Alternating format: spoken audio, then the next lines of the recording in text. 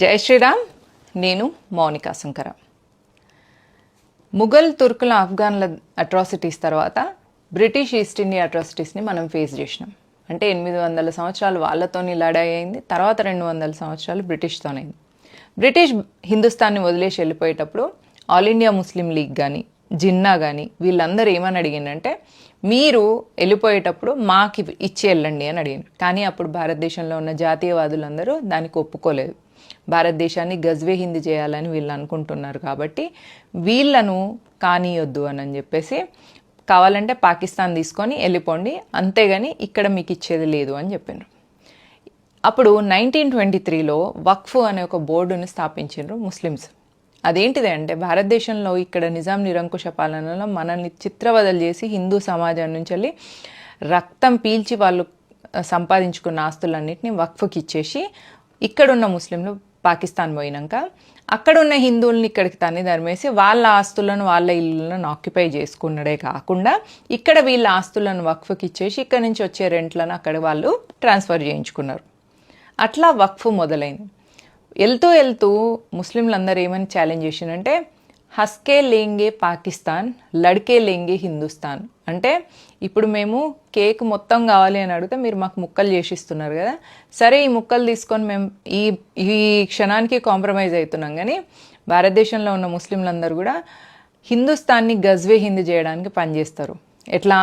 Population జిహాద్ వల్ల. అంటే 4 పెళ్ళిళ్ళు చేసుకొని 40 మంది పిల్లల్ని కానీ పాపులేషన్ పెంచుకొని సంఖ్యాబలంతో హిందుస్థాన్ని గజ్వే హిందీ చేస్తాం. నెక్స్ట్ లవ్ జిహాద్ ద్వారా హిందూ ఆడపిల్లల్ని తీసుకెళ్ళి వాళ్ళ పెళ్ళిళ్ళు చేసుకొని వాళ్ళతో ముస్లిం సంతతిని పెంచుకుంటాం, తద్వారా హిందూ సంతతి తగ్గుతుంది. నెక్స్ట్ ల్యాండ్ జిహాద్. ల్యాండ్ జిహాద్ అంటేనే ఈ వక్ఫ్, దీన్నే వక్ఫ్ అంటారు.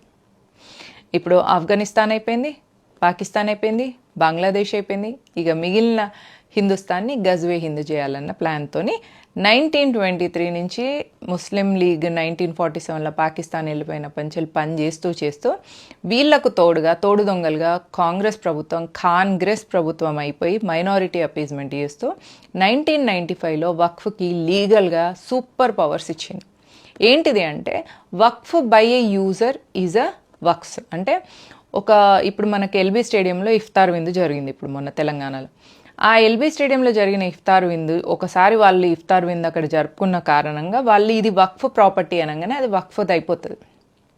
దాన్ని వక్ఫ్ బై యూజర్ ఈజ్ అ వక్ఫ్స్ అంటారు. బెంగళూరులో కూడా ఒక పార్కులో వాళ్ళు నమాజ్ చేసుకున్నందుకు దాన్ని వక్ఫ్ది అని క్లెయిమ్ చేయడం వల్ల ఆ ల్యాండ్ వక్ఫ్కి వెళ్ళిపోయింది. ఇట్లా ల్యాండ్ జిహాద్ కింద చేస్తున్నారు. 2013లో ఇప్పటివరకు ఇట్లా చేసినవన్నీ గవర్నమెంట్ ల్యాండ్లు, ఖాళీ ల్యాండ్లు, పార్కులు, స్టేడియంలు ఇవన్నీ పోగా 2013లో కాంగ్రెస్ ప్రభుత్వం మళ్ళీ ఇంకా సూపర్ పవర్స్ ఇచ్చింది. ఏంటి ఆ సూపర్ పవర్స్ అంటే, నాన్ ముస్లిం ల్యాండ్ను కూడా వక్ఫ్ మాది అని అన్నదంటే అది వక్ఫ్ది అయిపోతుంది. అంటే ఒక హిందూది ఎవరిదైనా ల్యాండ్ని, ఇప్పుడు మీరున్న అపార్ట్మెంట్ని వక్ఫ్ వచ్చేసి ఇది మాది అని అన్నదంటే మీరు దాన్ని ఖాళీ చేయాలి. ఎట్లా మేము ఖాళీ చేస్తాం? ఇప్పుడు ఎవరన్నా వచ్చేసి ఈ ల్యాండ్ మాది అని ఎవరన్నా అంటారా? అట్లా అన్నప్పుడు వాళ్ళు ప్రూఫ్లు చూపించాలి కదా అని మీరు అనుకుంటారు. 2013లో కాంగ్రెస్ ప్రభుత్వం వక్ఫ్కి కొన్ని సూపర్ పవర్స్ ఇచ్చుడే కాకుండా ఒక ముస్లిం కోర్టును కూడా ఇచ్చేసింది. అంటే ఏంటిదంటే వక్ఫ్ ట్రైబ్యునల్ అంటారు దాన్ని. అంటే అందులోపల ఇస్లాం గురించి తెలిసిన 2 వ్యక్తులు ఉంటారు, 2 ముస్లిం ఐఏఎస్లు ఉంటారు, 2 ముస్లిం ఎమ్మెల్యేలు ఉంటారు, 2 ముస్లిం ఎంపీలు ఉంటారు, 2 ముస్లిం ఎంఆర్ఓ డిపార్ట్మెంట్ తెలిసిన వాళ్ళు ఉంటారు, 2 ముస్లింలు బార్ కౌన్సిలింగ్ అడ్వకేట్స్ ఉంటారు. ఆ కోర్టుకి మనం వెళ్ళాలి. ఆ ముస్లిం కోర్టులో వీళ్ళందరూ ముస్లిమ్స్ దగ్గర మీరు చూపించుకోవాలి. ఇప్పుడు నేను మీ ల్యాండ్ని నాది అని నేను అన్నా అంటే నేను ప్రూఫ్ చూపించాలి. దాని బర్డెన్ ఆఫ్ ప్రూఫ్ నా మీద ఉంటుంది, ఎందుకంటే అది నేను నాది అంటున్నా కాబట్టి నేను క్లెయిమ్ చేయాలి, ప్రూఫ్స్ చూపించాలి. కానీ వక్ఫ్ మీ ల్యాండ్ని నాది అని అన్నాను, వక్ఫ్ అన్నది అంటే మీరు ప్రూవ్ చేసుకోవాలి ఇది వక్ఫ్ది కాదు నాది అని. అయితే మీరు ఈ కోర్టుకి, ముస్లిం కోర్టుకి, వక్ఫ్ ట్రైబ్యునల్కి వెళ్తే మొన్నోళ్ళందరూ ముస్లింలు ఉంటారు, మీకు అక్కడ న్యాయం జరుగుతుందా? ఇప్పుడు మీ ఇంట్లో ఒక దొంగతనం జరిగింది, మీరు పోలీస్ స్టేషన్ పోయి కంప్లైంట్ చేయాలని పోయారు. అక్కడ ఉన్న మీ ఇంట్లో దొంగతనం చేసిన దొంగోడే అక్కడ పోలీస్ అనుకో, మీకేం న్యాయం జరుగుతుంది? అదే వక్ఫ్ కూడా మీ ల్యాండ్ని తీసుకుంటే అట్లే జరుగుతుంది. ఎవ్రీ టైం కాంగ్రెస్ ప్రభుత్వం మేము ఇంకా నెక్స్ట్ రాము అని అనుకున్నప్పుడల్లా ముస్లిం అపీజ్మెంట్ కింద ఇట్లాంటి భయంకరమైన చట్టాలు తీసుకొచ్చి వాళ్ళ చేతిలో పెట్టింది. నెక్స్ట్ ఎప్పుడైనా మళ్ళీ కాంగ్రెస్ అమంగళం ప్రతీతమవుగాక ఒకవేళ తప్పిపోయి కాంగ్రెస్ వస్తే భారతదేశంలో ఉన్న హిందూ మహిళలందరూ బూర్కా వేసుకోవాలని ఒక చట్టం తెచ్చినా కూడా ఆశ్చర్యపోవాల్సింది లేదు. వక్ఫ్ లాంటివే కాదు, ఇంకెన్నో డేంజరస్ యాక్షన్ తీసుకొచ్చింది. అసలు భారతదేశంలో ముస్లింలు ఎంత వైలెంట్గా ఉండడానికి కూడా కారణం కాంగ్రెస్ ప్రభుత్వం.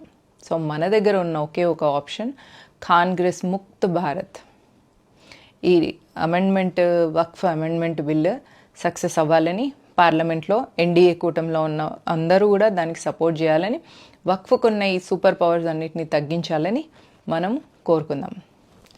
జై హింద్, జై భారత్.